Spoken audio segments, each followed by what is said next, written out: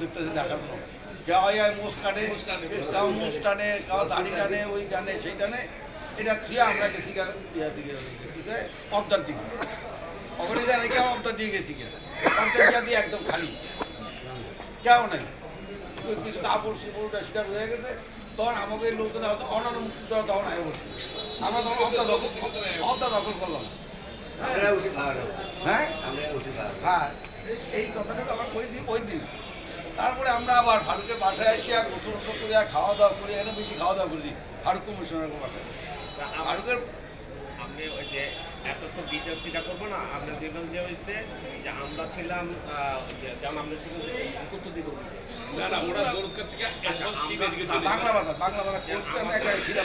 আমাদের কমান্ডারের নির্দেশে আমরা রাতেই সবাই শহরের জেলা শহরে আসতেছি করোনাকার মধ্যে আমরা চলে আসছি আমরা চারিদিক থেকে যখন আমাদের ঘেরা হয়েছে ওরা দেখছে যে এখন ভোটার ছাড়া উপায় নেই 10 তারিখে ভোটারতে তারা আমরা তারপরে আবার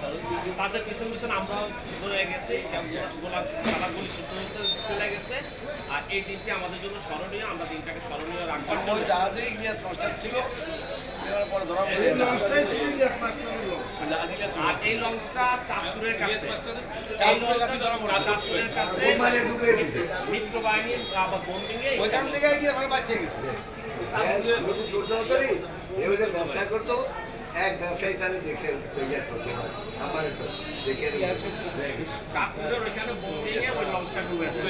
আর দিনটাকে স্মরণ রাখবার জন্য আমরা মুক্তিযোদ্ধারা প্রতি বছরের মতো এই দিনটাকে স্মরণ রাখবার জন্য আমাদের আলোচনা র্যালি বিভিন্ন আয়োজন করি আমাদের জন্য ওই দিনই হচ্ছে স্বাধীনতা আমাদের জন্য ওই দিনই হচ্ছে বিজয় দিবস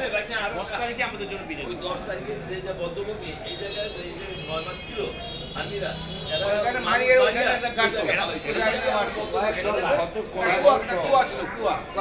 সেখানে আজকে আমার একটা যাচ্ছে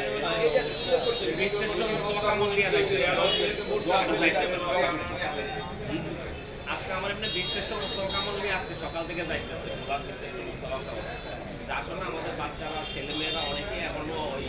জানে না চিনে না বই তো পড়বে কিন্তু এটা বাড়িতে ভোলায় এখানে আছে আলীনগরের কাছে আছে এখন বাড়ি আমরা ওইটুকানে গোসাইয়া বলবেন যে আমাদের কমান্ডারের নির্দেশে আমরা চারিদিক থেকে ঘেরাও করে ফেলছি আমরা আসতেছিলাম আর ওরাও দেখছে তার উপায় নাই ওই রাজাঘাটে সাইলেন ধরা বলছে রাজাঘাট একটা আমরা কথা আছে না এখন না ওই আব্দুল